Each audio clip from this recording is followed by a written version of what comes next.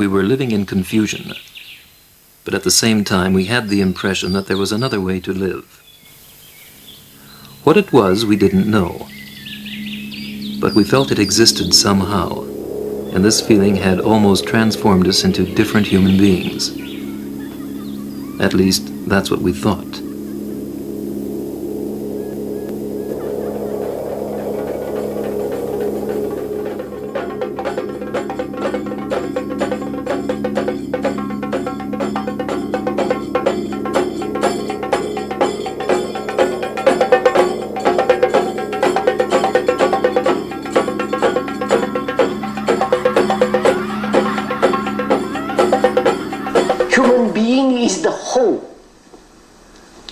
Society, he is the separate human individual, he is the factor which brings about this chaos.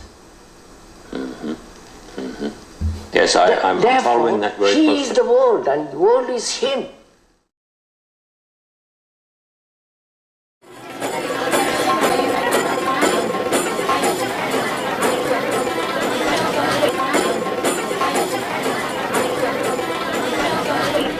We are all in an illusion.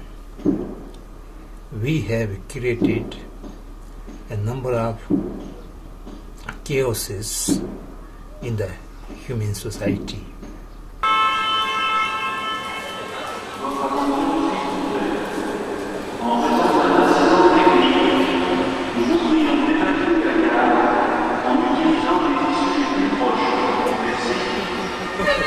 All these are due to conditioning of our mind and our thought process. We are living in a conflict, day in and day out. Since we are in a conflict, we have to think how to get out of this conflict and live a natural life. Therefore, we have to talk. We have to talk about the chaoses without recognizing the disease. You will not have the intention to cure it. To recognize the disease, you have to talk about the problems, the chaoses. And if the chaoses are not being recognized as chaoses, you will be happy to live with that chaoses. Therefore, you have to recognize the problem as a problem. And then second thing we have to talk about is the cause of these problems. And the third thing we have to talk about is how to get rid of the cause of problem.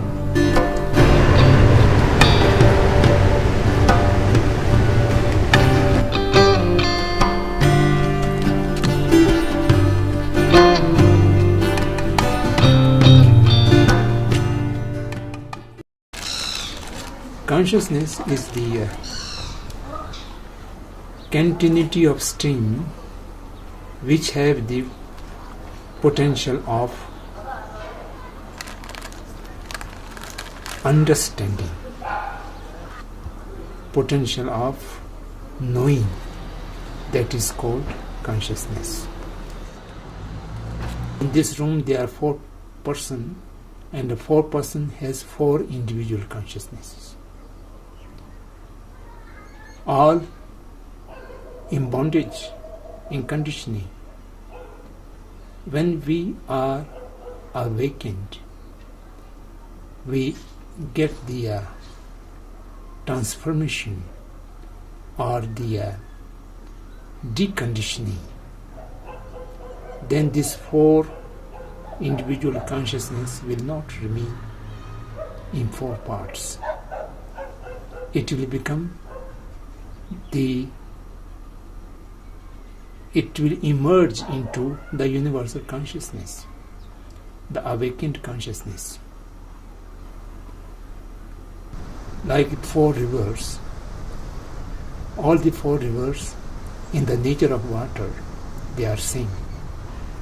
But these four rivers are flowing from different directions and from different locality. When all these four rivers goes to the ocean, and then there's no difference. The water from Ganges or water from the Satluj or water from the Brahmaputra, they all emerged into the big ocean. Then you cannot differentiate. So the conditioned consciousness are many. Once they are awakened, they emerged into a whole consciousness.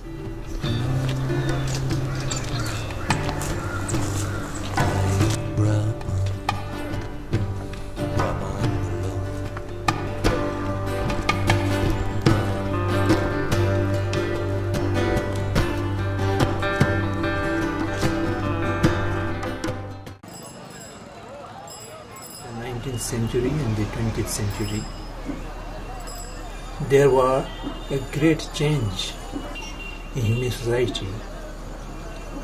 The changes were largely due to the new arising of modern scientific knowledge, and that scientific knowledge gives the humanity the technology. And through that technology, the so-called industrialization of society had happened. When you are producing much more than the necessity of the humanity, you have to think about how to market them, how to sell for the purpose of profit. At that point of time, the producers has found a very handy instrument, that is one of the human negative emotion, that is called the greed. The seed of greed is everywhere, and the greed always command you, you need more, you need more, you need more. And for the purpose of exploitation of the greed, the modern civilization has taught you to compare and compete. So by this way, the humanity have lost the habit of cooperation. Because you have to compete. Competition can never allow cooperation.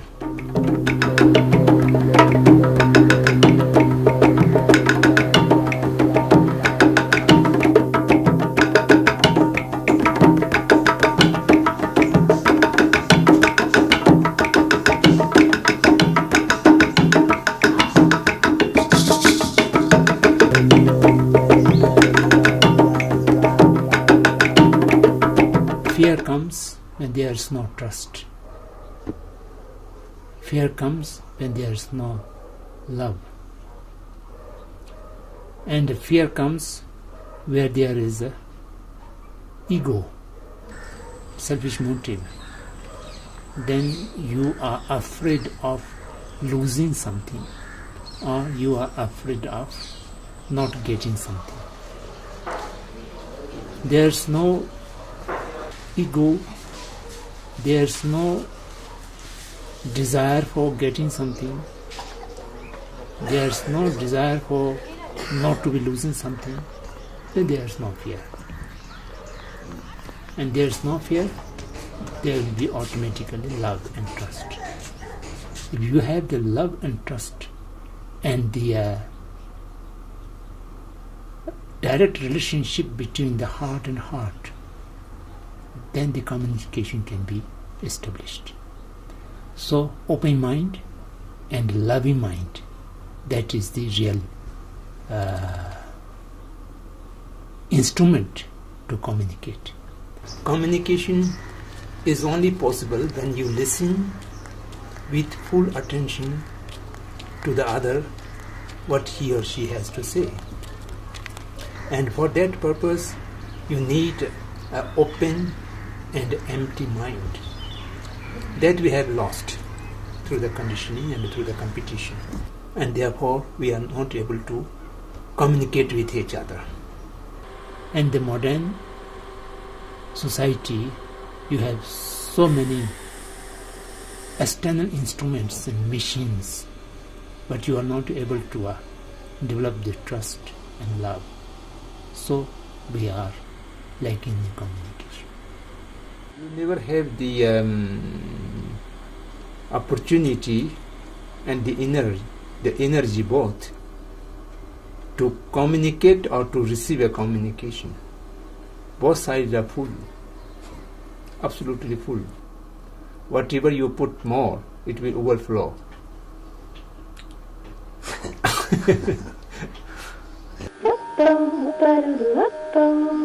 Nous vous remercions de patienter quelques instants. Un conseiller va vous répondre.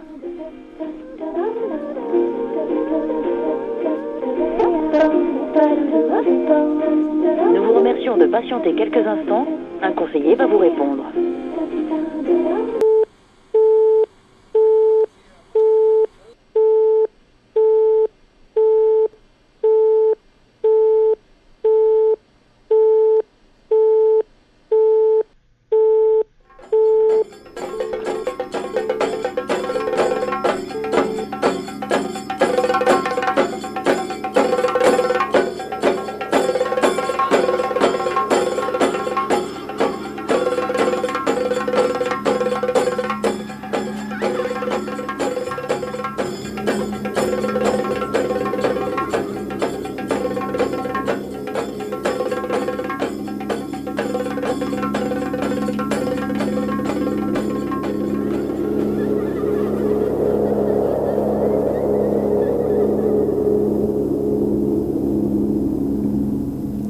There was a prophecy that after the Kali Yuga, humanity would enter a new era. We were going to change, become new human beings.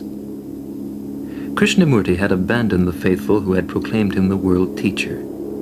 But for 40 years he had been speaking, and what he said reminded us strangely of the prophecy. In order to change the world, man had to change. We were going to become new human beings. New human beings. At the beginning we thought that the game was that we were going to make a journey together, that he was going to speak of the world and our lives, and that we were going to look within ourselves and discover this truth in some unknown part of our brain, forget all the burdens of the past, and start to be new human beings. Maybe the first human beings on Earth.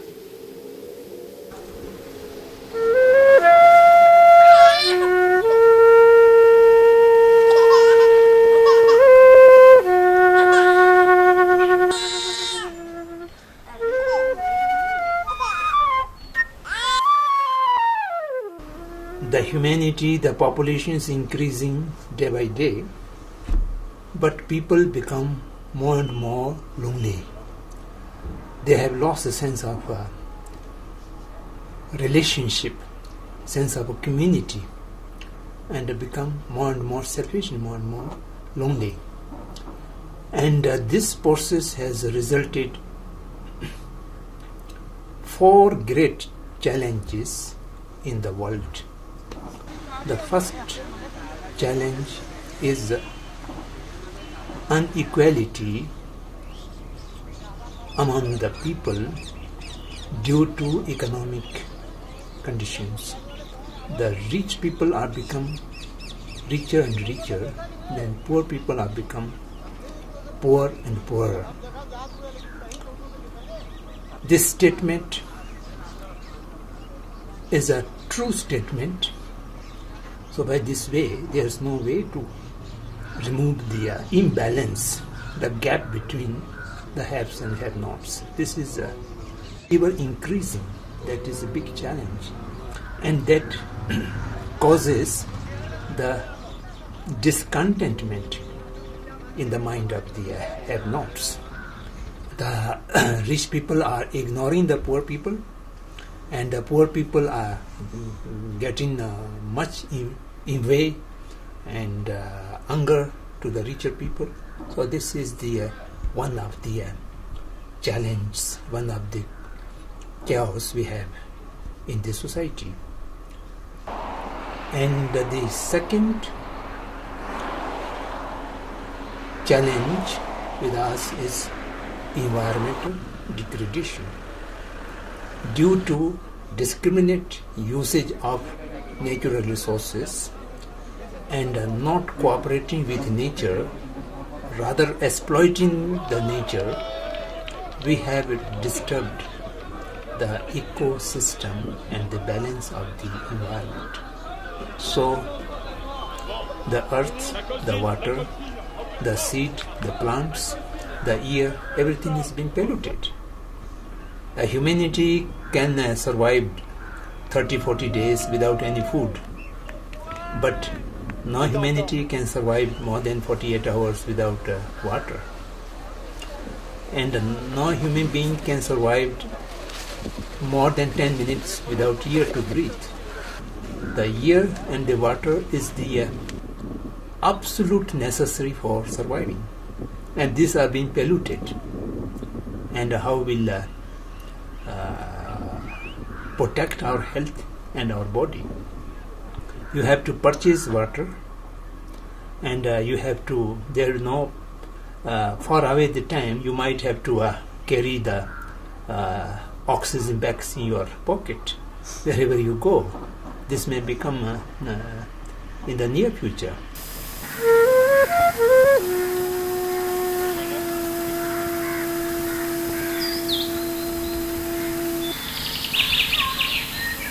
So this is a big challenge for the survival of humanity, the environmental degradation.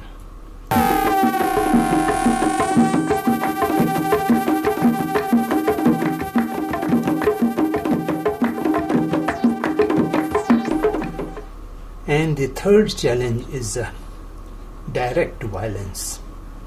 Violence and killing and destruction in the name of war, even in the name of restoration of democracy. You are killing people, bombing the countries.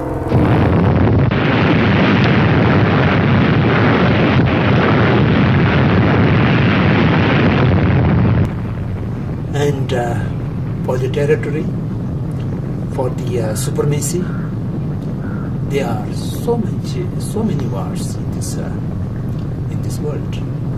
In the 20th century, we have experienced 2 world wars, the declared world wars. And in between the world wars, there are so much undeclared wars, and in which a huge enormous number of humanity has been killed or made invalid due to these wars. And now there is another kind of war, which is the name of terrorism, suicidal bombs, and so much different kind of violence and destruction is there. Today, nobody is considered to be safe nowhere. Such fear is there. So this is all due to the possibility and expected of violence everywhere, anytime. So this is the big third challenge.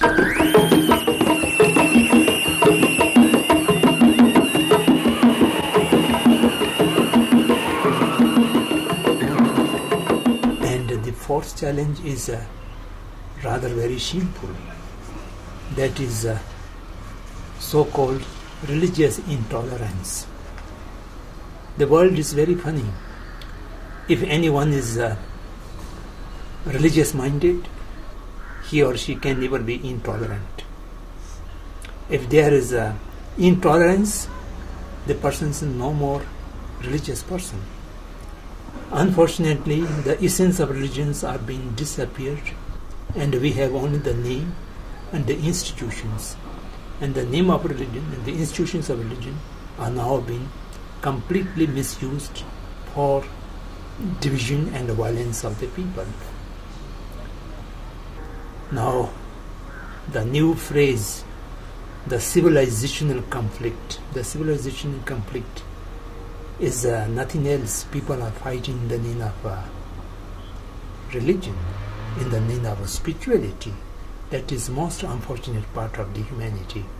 This is the entire the modern civilization what we have today.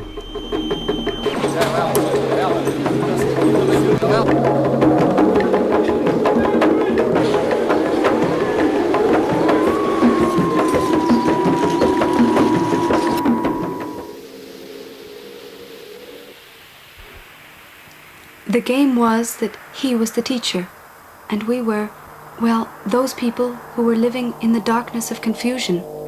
And now this light was going to show us the way, and we were going to understand.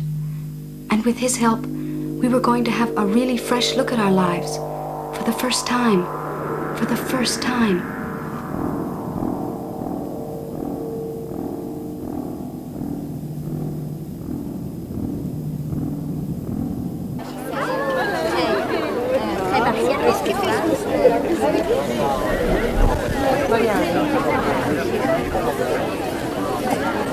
He was the voice within ourselves, and while listening to him, we were actually listening to some inner truth, which had no past, no name, beyond time.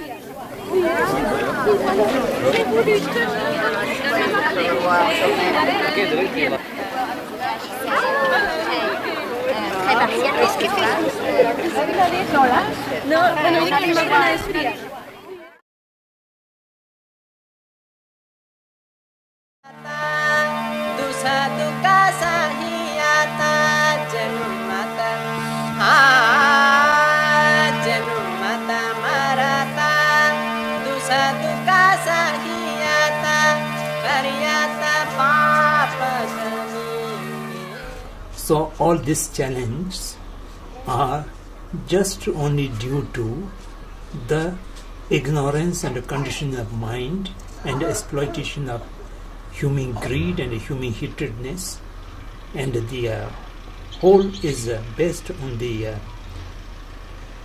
self-centered way of thinking, the ego. So therefore, whatever remedy we are trying to find for these problems, for this chaos, we are not able to find the remedy, because our mind, the searching remedy, is also conditioned and which also self-centered and which is also ignorant. All this chaotic society is your own creation. You are part to that. And your relationship with others, the others' relationship with you, or the others' relationship with others, all these relationships are being based on the ignorance, based on the egoistic thought. And therefore the chaotic society is there. If you realize yourself and negate the ego, the chaotic will not affect you. You may not be able to put an end to the chaotic, but you will not remain a part of that chaotic society. You already stepping out. What the key is talking about, stepping out. So you are no more part of that. At this moment, we are inseparable part of that chaotic.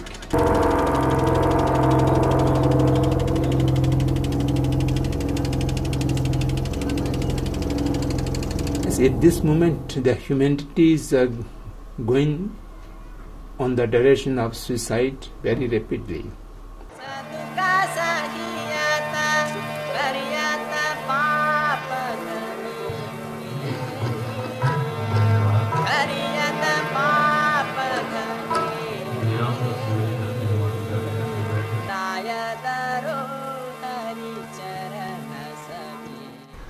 people are staying together in one boat, and both sides they are trying to make holes in the boat, and then pointing each other, you don't do it, you don't do it.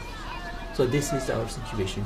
So therefore, at this moment, such a message of K is absolutely necessary for entire humanity.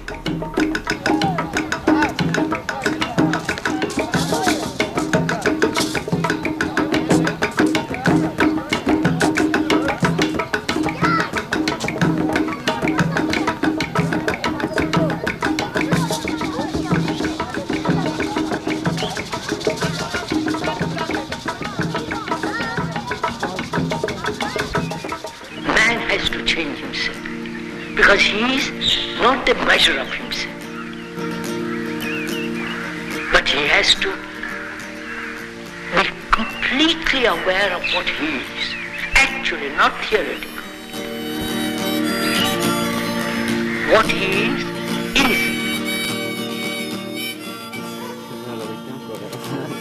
Good?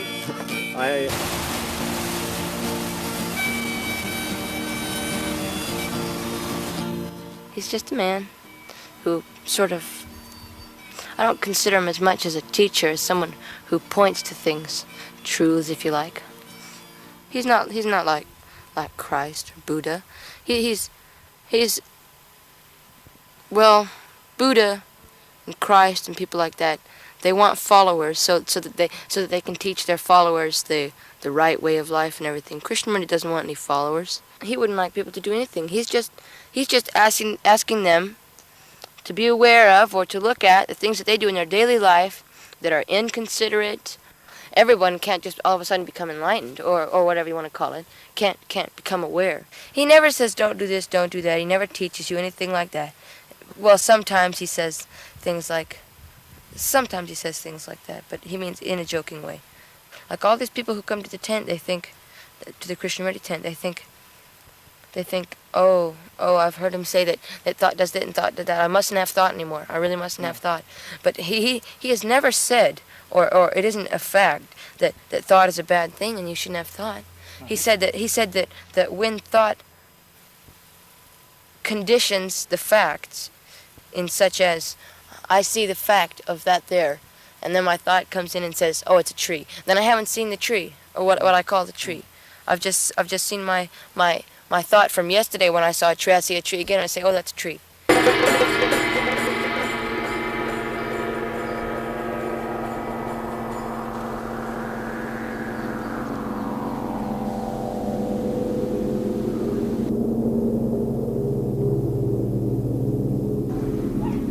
Our brain has extraordinary potential, and this extraordinary potential have not been used by humanity until now, and perhaps the humanity does not have the power to use this potential in totality. Very small part of brain is in function, and that is completely modeled or programmed by the external factors which are entirely conditioned. So we need to decondition this brain or this mind.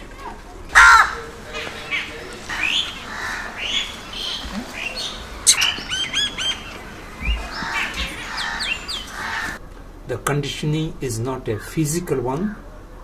The brain is a physical organ, but the brain is only the organ on which the mind is operating, and we have to differentiate the mind and the brain.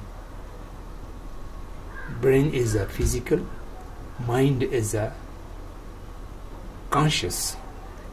The mind depends on the organ of brain.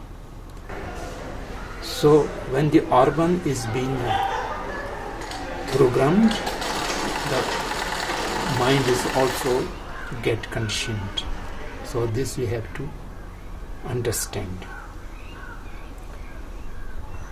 This conditioned mind can be deconditioned if we are able to see the conditioning, the condition itself.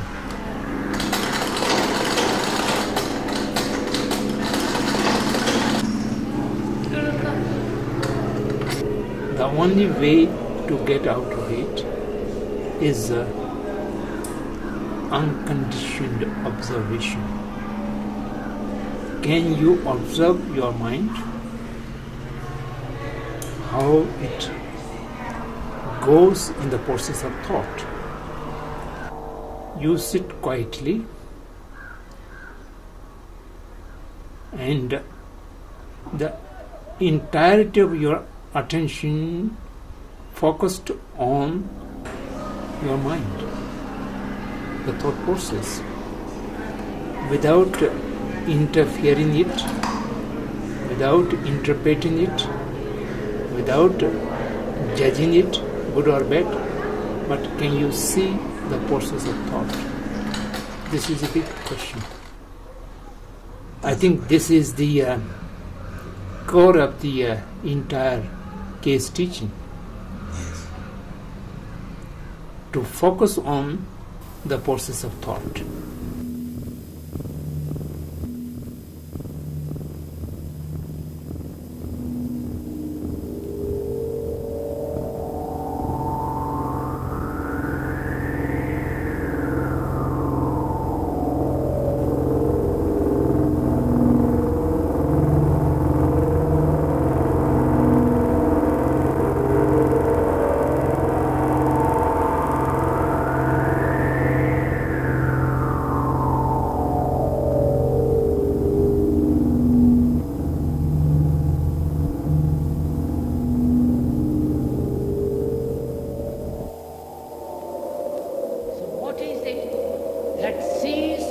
Life as a whole. Can this mind look at life with all its vastness, complexity, with its apparently unending sorrow? Can the mind see this thing as an entire whole? When he speaks of awareness, he means the ability to, like I said, see something without an idea about it or anything. Just to be able to see it as a fact, without naming it, without having ideas about it, opinions about it, just to see it.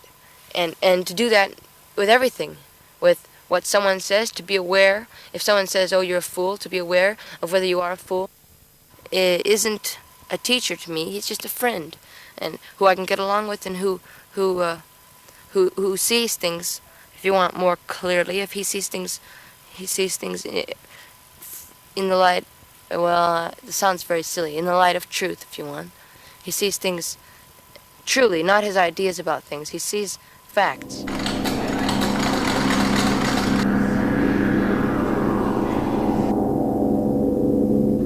If you are able to see without dividing your mind, without dividing yourself, without dividing means, without duality means the observer and the observed.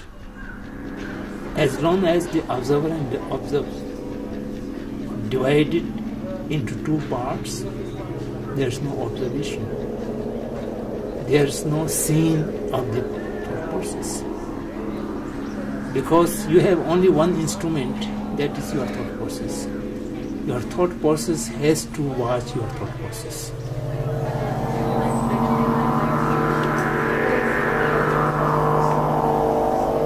Who is using the thought? That is still a duality.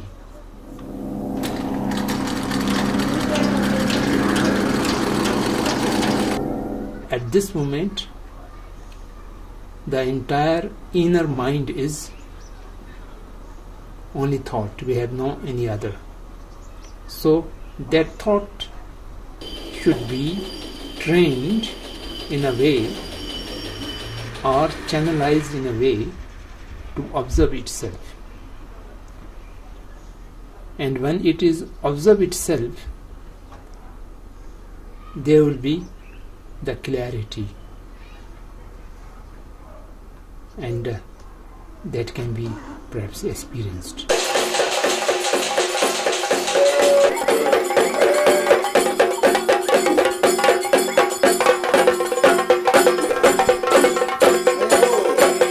The thought becomes a mechanical process due to the conditioning.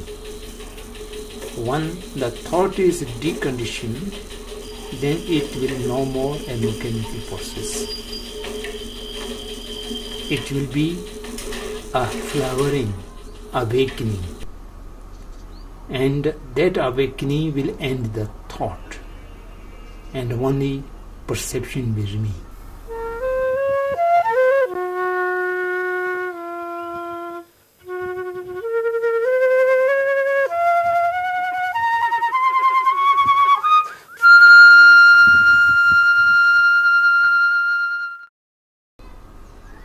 The truth is a pathless land, the case says. And if you are asking the way, then you are again in the process. So there is no way. There's no way. There's no way also an alternative. Why you divide things into two categories? There's a way or there's no way. You can put away both of these alternatives, and there would be the reality, the fact, or the truth.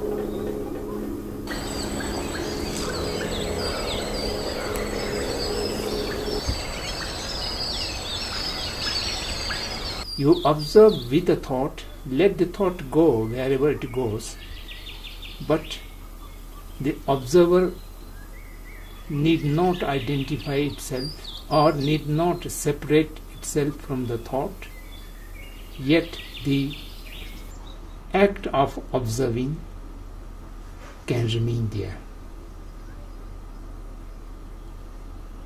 Is it not?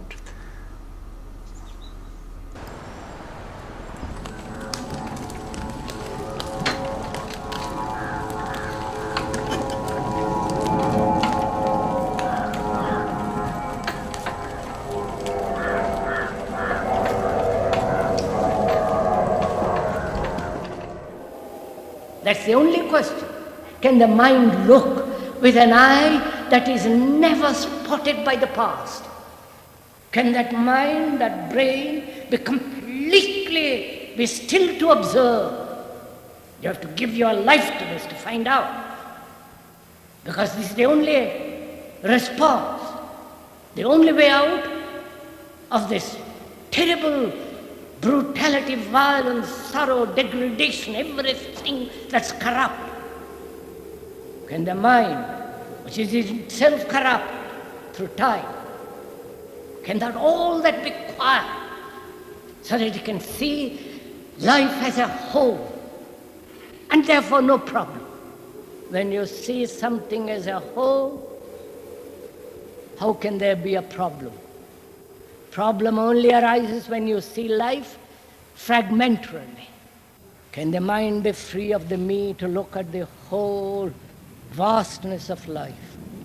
It can. Completely, utterly.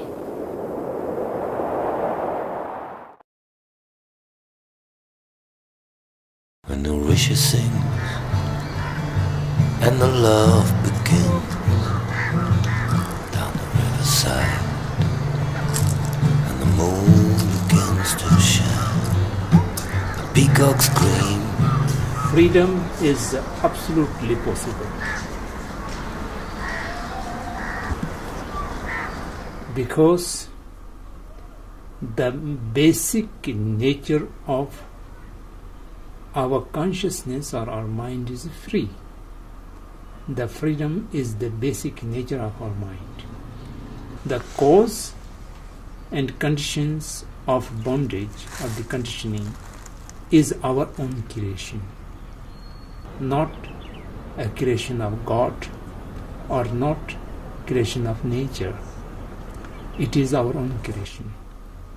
We have the power to eliminate the causes and conditions. Then you are free. The conditioning of mind or the bondage of mind is not come from the nature or from any outside force. That is only creation of your thought process. And you have to stop that process, and you are free.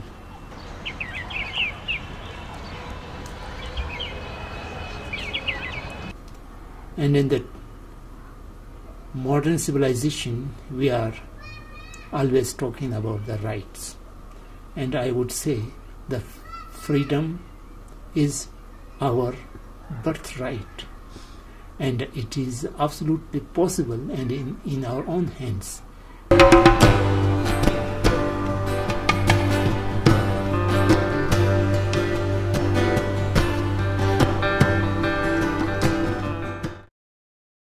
The world is a jail, but the world is not different from ourselves.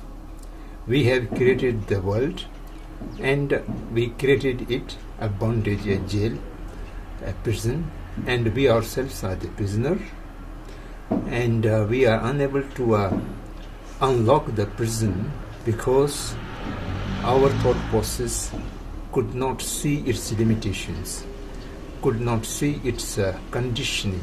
The process of thinking is a product of the memories, experiences, and the past, which are no more there in reality. And we always cling upon the past, and therefore the present, the now, the what is no more there. What is unable to see. Whatever is gone by, which is no more there, is being considered as the present. We are always not satisfied with what we are, and we are looking for something else. And that never achieves. We don't know the present, and we don't want in the present, both, because what is not enough for anybody, and what should be is in a thought process. That's right. What should be is an imagination. What is the reality, and you are not happy with the reality. That's completely true. So we escape. Yes, we escape. We want to escape. Yes, I agree.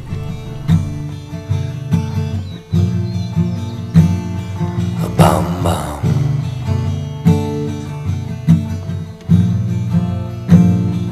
Bam bam.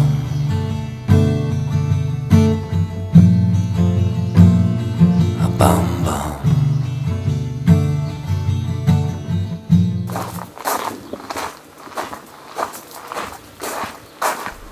The perception of self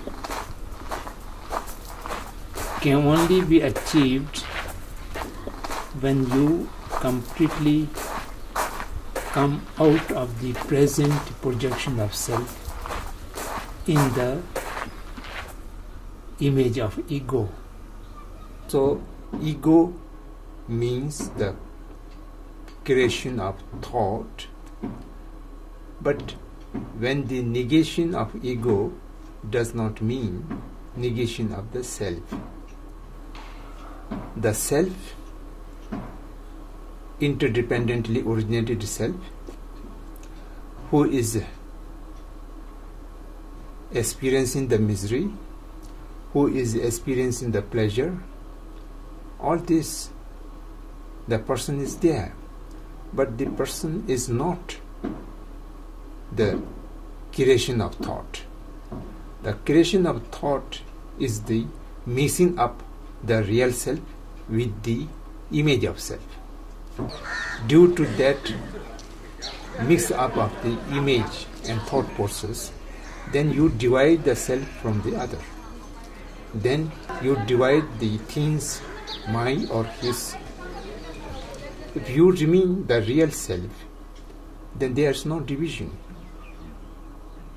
So that is the You mean between you and me? Yes, there's no division. As yourself and as myself, there are no higher and lower, good or bad. Self is self, yourself, myself, all are self. Everything is arising out of interdependent, out of something related. There are 3 fingers and they are not equal. And I would say this is long finger and this is short finger.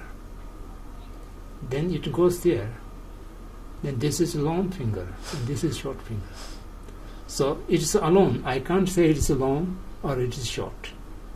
The long and short, good and bad, big and small, all this does not exist by its own.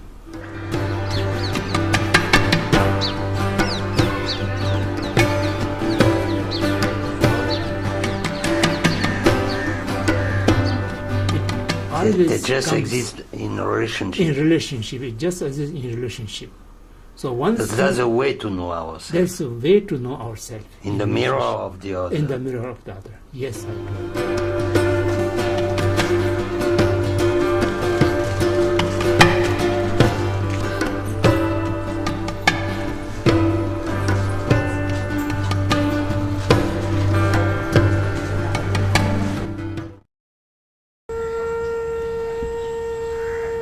The secret is the reality, the truth.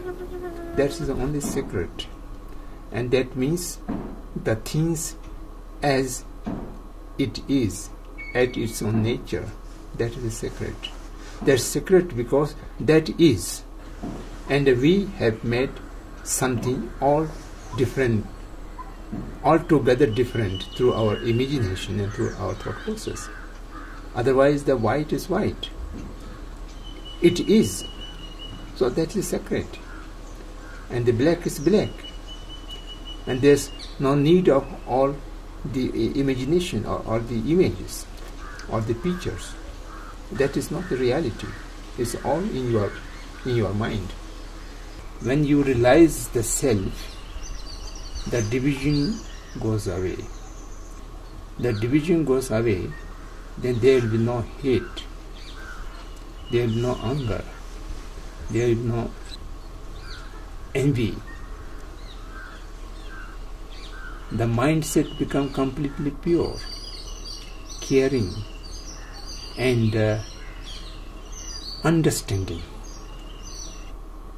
So, freedom from all these negative emotions, such as anger, hate, envy, competition, selfish. When the mind is get freedom from all this negative emotion, that the mind become clear, transparent, and no stream. So it is in the nature of love. That is real love. The love which does not seek any reward.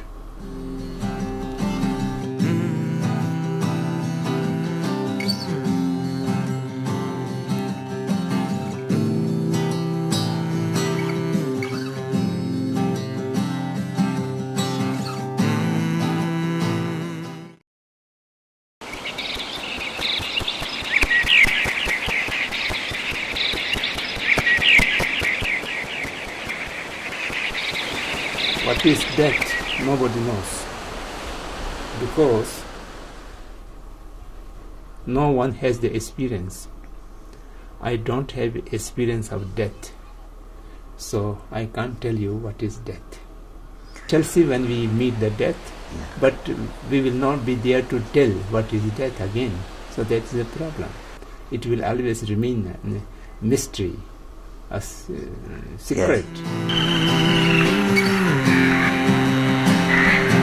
Death is unknown. What it means in life, our daily life from death. One thing is absolutely certain, which is that we're all going to die.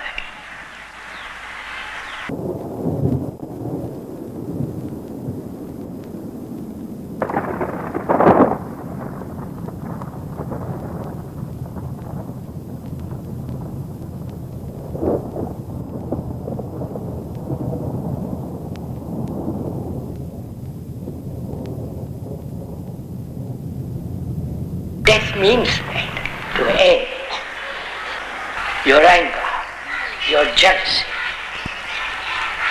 your aggression. Have you ever said, I'll end it? Not tomorrow, but now, completely end.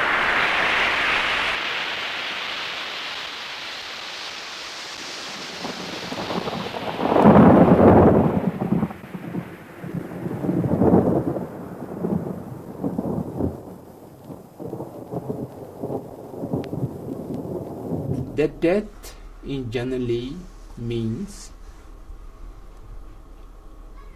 coming to a complete end. Coming to complete end is considered to be death. And that is a complete end of the association of the body and consciousness. Come into complete end means the present process should come to a stop, and you need to be just afresh, no past attached to you. So if this is possible at this moment, then you can die each day, each moment, and you can reborn afresh each moment. If you see the conditioning and you become the deconditioned, you become unconditioned,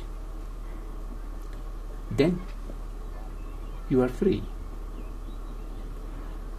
As long as we are in conditioning, in bondage, we have to go all the process, and we have no power to die now, or you have no power to live another 100 years. From both sides, we are under somebody else's control.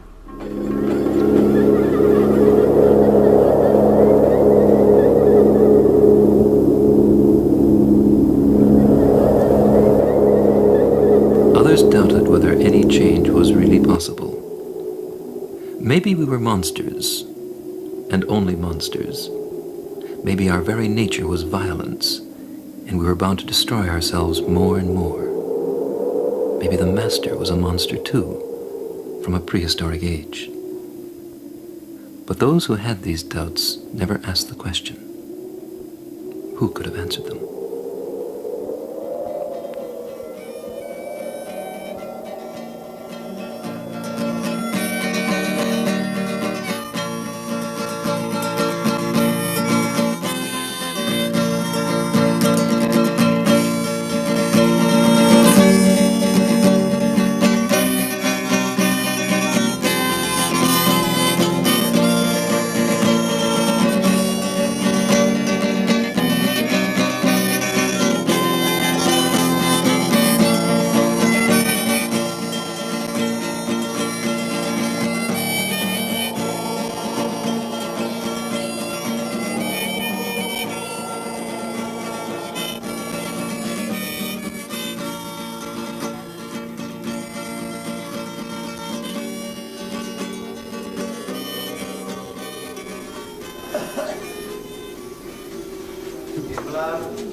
Everything is there in relationship.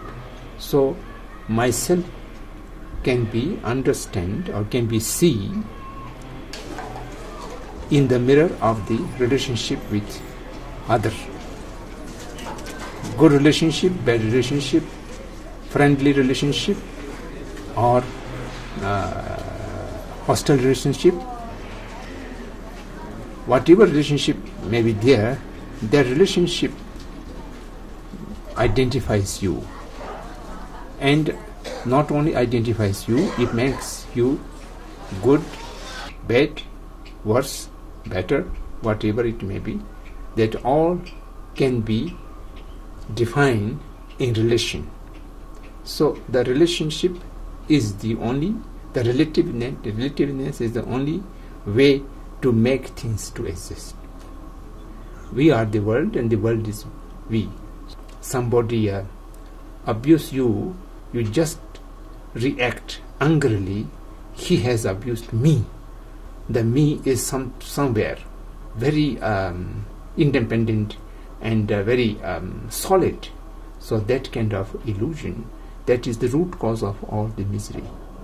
That makes division, and that takes action, good and bad deeds, and thereby you are always feeling the pain and sorrow and sadness. Action, reaction, and then the chain of the action, reaction, there's no end. It is what the Buddha says. When you eradicate the illusion, the ignorance, and eradicate ignorance, then there will be no action. And there will be no action, there is no other reaction. And everything is there.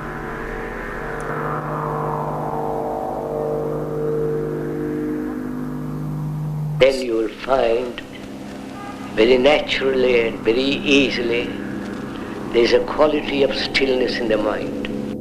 It is only that enormous sense of stillness and silence, and the brain then is in a vast space. Then only truth can come into being, and that's real meditation.